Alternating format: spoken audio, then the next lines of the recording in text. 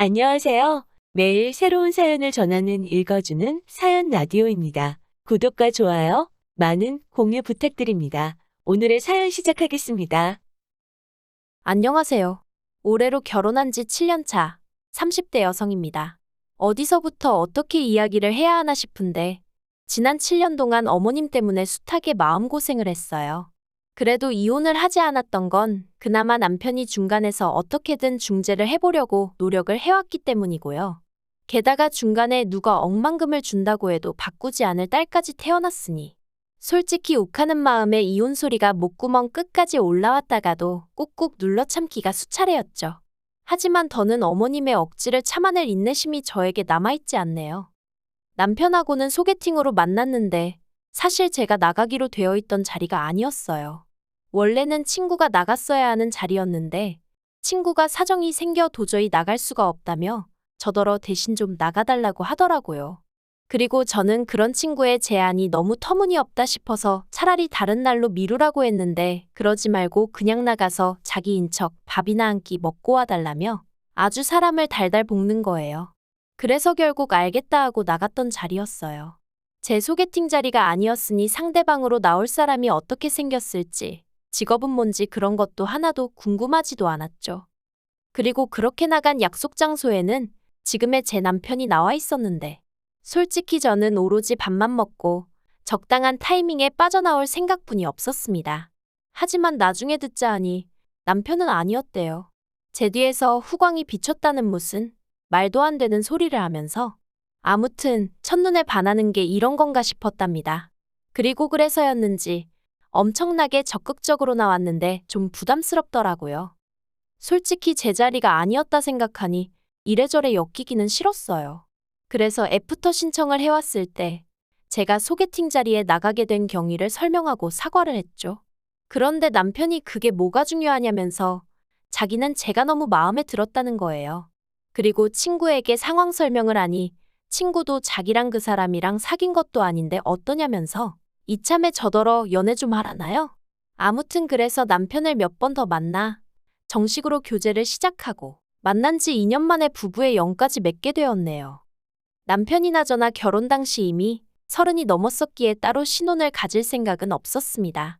아이를 바로 갖겠다는 계획도 없었지만 1년은 둘만의 시간을 보내겠어, 뭐 이런 것도 아니었던 거죠.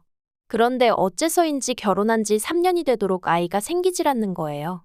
그리고 이 무렵엔 느긋한 성격인 저도 조바심이 나기 시작하더군요. 특히나 어머님께서 이모님 자녀분의 임신 소식이 들려오니 그때부터 족보가 꼬인다는 알 수 없는 이야기를 하시며 짜증을 내시는 일도 잦아졌고요. 그러다 하루는 어머님께서 저에게 연락을 해오셨습니다. 그리고는 웬 산부인과를 하나 알려주시면서 여기 가서 어머님 소개로 왔다 하고 검사를 받고 오라는 거예요. 그래서 제가 무슨 검사를 받으러 산부인과에 가라고 하시는 거냐? 나는 이미 매년 건강검진을 받고 있다. 말씀을 드렸지만 들은 채도 안 하시대요. 그리고는 무조건 당신이 말한 병원에 가서 검사를 받으라는데 그때 느낌이 쎄한 게 저희 부부 사이에 애가 안 생기는 이유가 나 때문이라고 생각하시는구나. 느낌이 딱 오더라고요. 그런데 저는 정말 마음에 걸리는 게 하나도 없었거든요. 그래서 어머님께 그렇게 걱정되시면 같이 가자 했습니다. 그리고 이참에 아예 불임 클리닉으로 가자 하여 남편까지 데리고 가자고 했죠. 그런데 이 이야기를 전해 들은 남편이 노발대발 난리도 아니었어요. 자기는 그런 검사 받기 싫다. 애가 때가 되면 생길 수도 있고 안 생기면 또 어떠냐면서 수치스럽다느니 그 검사를 받는다고 안 생기던 애가 갑자기 생기겠냐며 이리 빼고 저리 빼고 왜 저러나 싶더라니까요. 하지만 결론부터 이야기하자면 결국엔 병원에 갔어요. 남편이 너무 정색을 하니까 어머님의 의도를 떠나서 제가 더 어떻게든 남편을 데리고 병원에 가야겠다는 생각밖에 안 들었거든요. 그리고 병원에서 듣게 된 소식은 충격이었습니다. 아니 사실 이리저리 어떻게든 검사는 안 받으려고 안간힘을 쓰는 남편을 보면서 뭔가 있긴 있구나 싶었는데 그래도 충격적이더라고요. 그동안 애가 생기지 않았던 이유는 남편 정자에 문제가 있었기 때문이라는 거예요. 하지만 제가 더 충격을 받았던 이유는 남편이 이미 그 이유를 알고 있었다는 거죠. 제가 남편한테 어떻게 그런 중요한 이야기를 나에게 안 할 수가 있냐 했더니 자기도 알게 된 지 얼마 안 됐다 하면서 뭐라고 말을 했어야 하냐며 오히려 화를 내더라고요. 남자로서 수치스러웠다. 제가 이혼하자고 할까봐 두려웠다. 부모님하고 장인 장모님께는 뭐라고 말씀을 드리냐? 자기도 하루하루가 죽을 맛이었다나요? 정말이지 어이없 고속 터지고 환장할 노릇이었죠. 그리고 이 이야기를 전해들은 어머님은 정말 말 그대로 그 자리에서 주저앉으시더라고요. 몇 번이나 그럴 리가 없다, 그럴 리가 없다 하시면서 말해요. 그래도 저는 포기하지 않았어요. 의사 선생님이 말씀하시길 아예 가능성이 없는 건 아니라고 했기에 계속해서 시도해보기로 했거든요. 그리고 그때부턴 정말 병원에서 하라는 건 다 했어요. 저는 사실 제가 그렇게 아이를 원한다고 생각해 본 적은 없었거든요. 그런데 남편 상태가 그렇다고 하니까 오히려 오기가 낙이라도 한 건지 어떻게든 하나는 꼭 낳고 싶어지대요. 그리고 제 절실함이 하늘에 닿았던 건지 저는 꼭 1년 만에 임신을 했습니다. 제가 구구절절 적지 않아 그렇지 그 과정은 기대와 실망의 연속이었고 아무튼 무척이나 힘들었어요. 그런데 임신 소식을 알리니 어머님이 대뜸 말씀하시길 아들을 낳아야 한답니다. 그래서 제가 요새 그런 게 어딨냐, 저는 딸이든 아들이든 상관없다 했더니 그건 제 생각이고 당신은 상관이 있다면서 무조건 아들을 낳는다고 생각하라대요. 그리고는 그때부터 걸핏하면 저더러 어느 지역에 가서 무슨 돌멩이를 만지고 오라질 않나? 성분도 모르신다면서 대뜸 아들 낳는 약이라고 먹으라고 들이대시질 않나? 곤혹스러운 순간의 연속이었어요.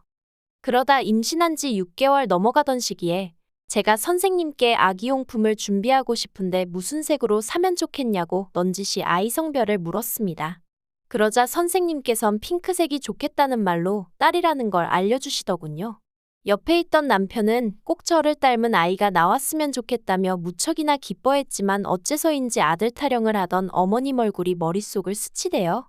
그리고 아니나 다를까 제가 어떻게 말릴 새도 없이 남편이 시부모님께 손녀를 보게 되실 거라며 소식을 전했고 어머님은 아주 난리를 치셨습니다. 당신이 그렇게 아들을 낳아야 한다고 하지 않았냐면서 저더러 왜 시키는 대로 안 했냐고. 이게 다 성의가 부족해서 그런 거라나요? 어이가 없었어요.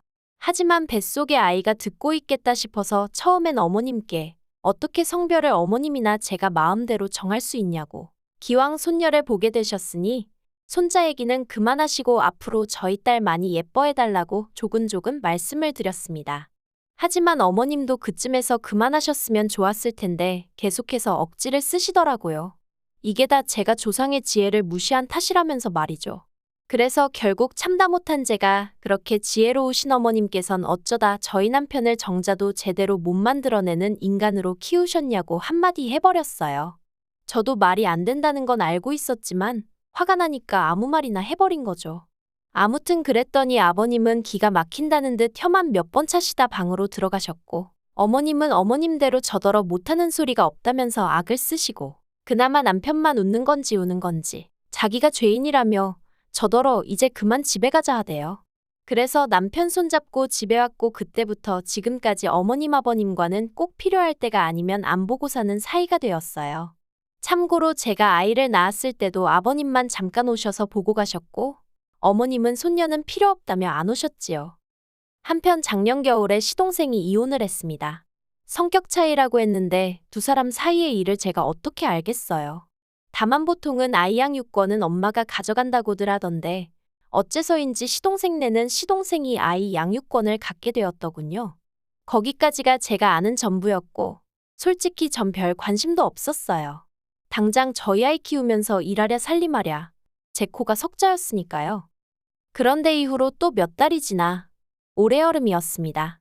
그날은 어머님 생신이라서 안 가볼 수도 없었고 그래서 애는 친정에 맡기고 시댁에 갔어요.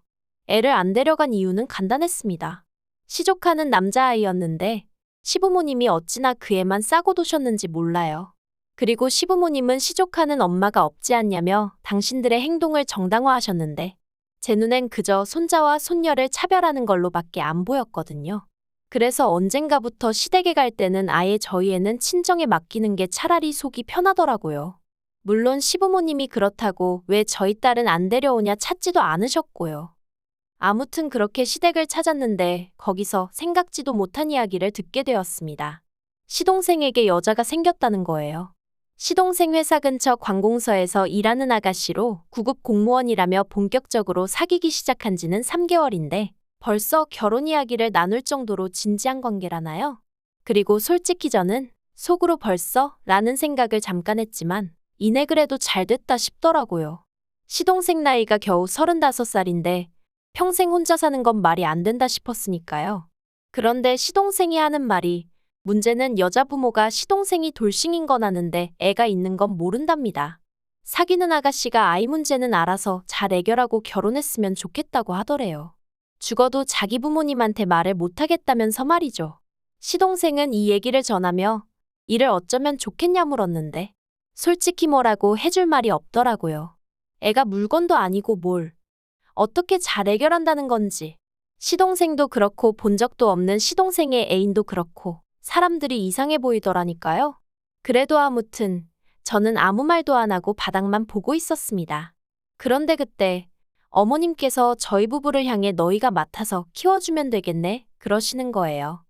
순간 제 귀를 의심했습니다. 이게 무슨 소린가 뭘 맡아서 키우라는 건가. 그리고 이내 그게 시조카를 뜻한다는 걸 알아차렸죠. 그래서 제가 무슨 소리를 하시는 거냐고 절대로 안 된다고 못한다고 했어요. 그랬더니 어머님이 왜 못하냐대요?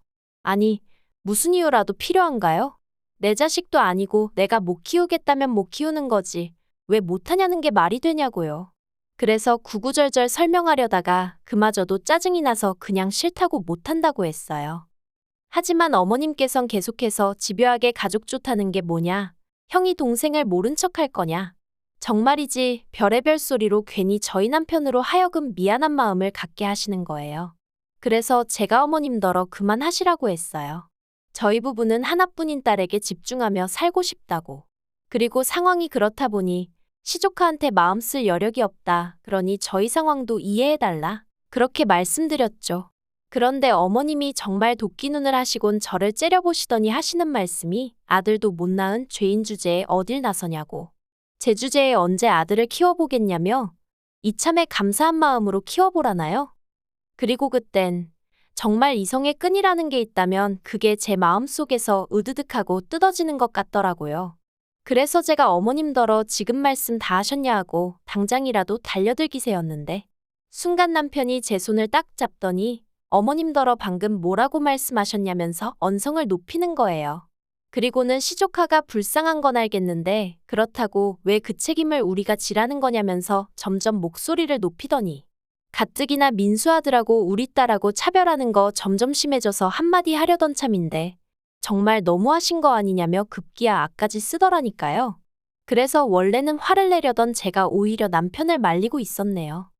그런데 정말 저희 어머님은 눈치가 없으신 건지 그 와중에 남편더러 하시는 말씀이 애를 아예 못 낳는 것도 아닌데 네 마누라가 뭐 그리 대단하다고 절절매냐면서 그럴 거 없답니다. 이참에 저랑 이혼하고 딸도 저한테 줘버리래요. 그리고는 새 마누라 얻어서 아들 낳으면 된다나요? 정말이지 바로 옆에서 제가 두 눈 시퍼렇게 뜨고 있는데 그런 소리를 하시대요. 전 솔직히 어머님이 진짜 노망이라도 나신 건가 싶었습니다. 그런데 그때 남편이 정말 부들부들 떨면서 어머님한테 미쳤냐고 그러는 거예요. 자기한테는 제가 은인이자 구원자나 다름없는데 어머니가 뭔데 함부로 버려라 마라 그런 소리를 하시냐면서.